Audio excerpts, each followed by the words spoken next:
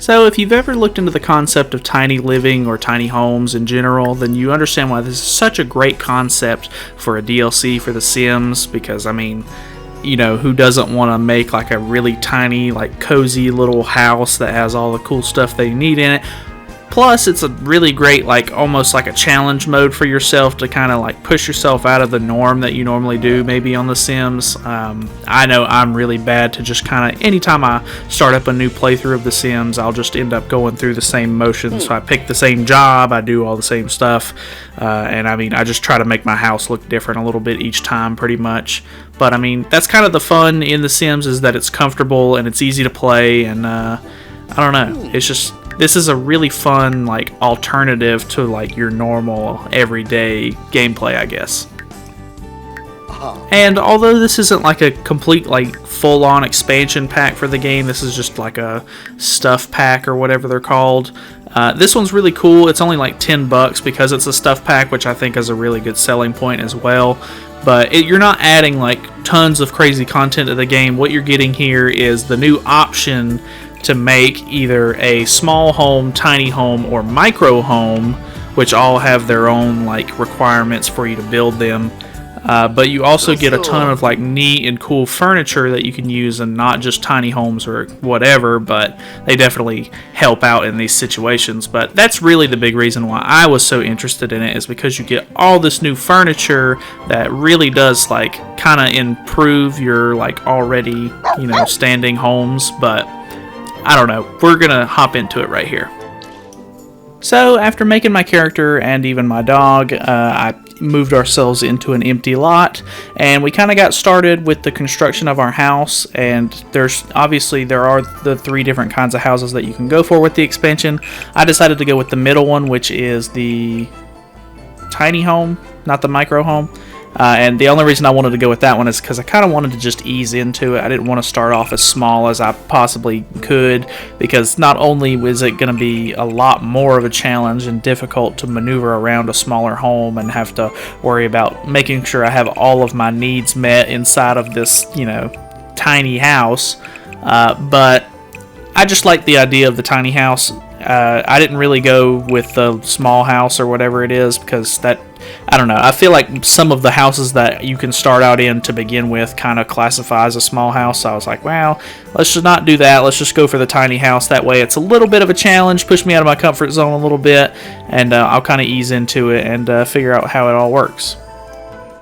So my biggest concern after actually getting in and playing a little bit is the fact that each of these tiers of homes come with their own set of perks. I mean, I guess really they just kind of build on top of each other, whereas like with the first set of perks with the small house, you get lighten the load, which makes it to where, because you're using less tiles and less space, your bills are less, and then you get feeling fine all the time, which makes you happy and inspired, or it makes the happy, inspired, and focused bonuses last twice as long. Whereas when you move up to tiny home, which is the next tier, obviously you get you get cozy comforts, which makes it to where everything is twice as comfortable as it generally is. And then you got the touch, which is the biggest one to me, that kind of put me in a weird spot, because it makes it to where your skills increase at double the standard rate. And I mean, although that sounds really good, and it is, I think it's really weird, because I was, you know, I played for the first session for like an hour and a half, and I only really played with my sim for like 30 minutes. And I was already like, you know, level 6 in video games and level 6 in programming, which is like from the career path that I chose, which is tech guru.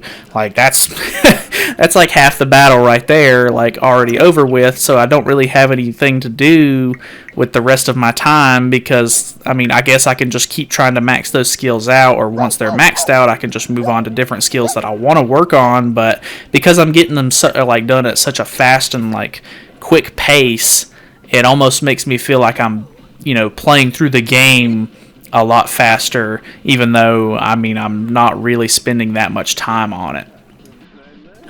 And I mean, I guess the fact that you're using a smaller home than you normally would could be considered a downside. I really think that the game needed some sort of way to balance this out and give you a little bit more negatives or something like that, just because to me it feels like once if you have the tiny living expansion, like although I mean you paid for it, you want it to be fun and enjoyable and everything like that. I mean, to me it was more of like I like looking at it like a challenge almost, and I think that there's too many upsides that make the gameplay either too easy or, you know, the progression gets too fast to where it doesn't really balance out for me. But I mean, that's just my own personal opinion, I guess.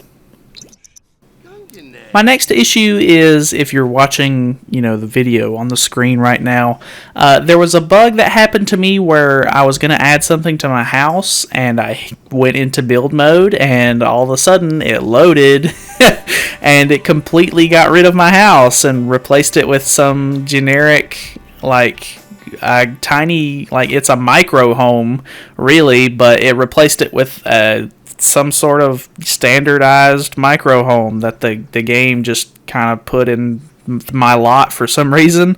So I could see that being a problem for a lot of people. You know, if that bug is common or just happens to someone, you know, you spend all this time making a house or whatever and you're like, okay, well, you know, all that time is, you know, down the drain or whatever. I even tried like loading the game back and trying to like get my house back, but every time I went back into build mode it was just like, okay, well, no, we're wiping the slate clean and replacing it with, you know, whatever this house is. So that was definitely a downer, but I just took it as like an oh well, like this would be a great chance to get into the micro home aspect instead of just using the tiny home, and, you know, seeing, you know, how much more of a challenge it is, I guess. So I just kind of took it, I guess, you fine, but I could see a lot of people getting mad at that. So after changing some stuff around in this house to, you know, accommodate my tastes and everything, and definitely to make sure that my dog has stuff for him, the next thing I want to talk about is the furniture itself, which I do really like the furniture. The biggest thing is that there's this new bed style, I guess. I'm not quite sure what the name is off the top of my head, but it's basically like a pull-out bed almost, where it's kind of like disguised as a cabinet, and then one of them is a cabinet or like a shelving unit, and it even has like a little couch in front of it that you can sit on to kind of maximize your space efficiency. And you can just like pull a bed out of it to make sure that you have a place to sleep, but if you don't want it out all the time, you can kind of push it up, and it gives you more space, which is really nice, honestly. Like, that's a really cool idea. I mean, it's not unheard of that, you know, smaller apartments or something like that would have such a thing. And there's also different kinds of like TV stands and stuff that have like bookshelves and stuff built into them where you can actually get books out of them, whereas normal furniture in the game just, I guess, doesn't have that sort of functionality, which I thought was kind of weird. But, you know, they finally added it with some of the new furniture pieces in this, which is a big plus to me, honestly. And there's just all kinds of like nice little, you know, they obviously all have a little tiny house symbol next to them to mark that they're part of that DLC, but there's just a bunch of cool like furniture designed for like space efficiency, and I don't know, a lot of them look really nice and everything, and I have no complaints as far as the furniture goes. This was definitely the reason for me to buy the game, or the expansion, I guess. And what I like about it is you don't have, you're obviously not forced to use them in just a tiny home setting. A lot of the furniture works really well in other, you know, regular houses and other scenarios. So even if I'm not wanting to play the tiny home expansion part of the game, I can just make a regular playthrough and I'll still get all this nice furniture, which is a plus.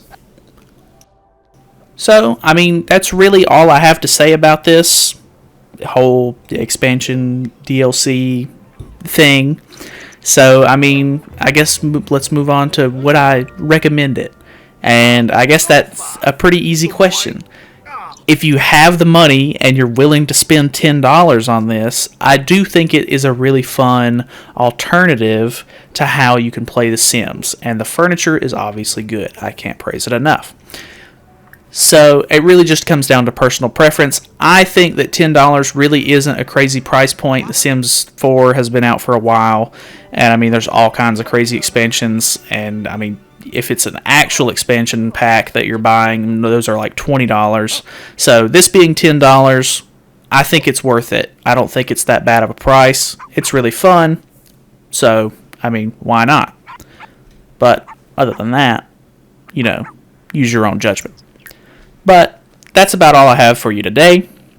I don't know, just a random video, I guess. I was playing The Sims. Thought it would be cool to make a little small review. This is not like an official review or anything of this little, free stuff pack. Or not free stuff, but stuff pack.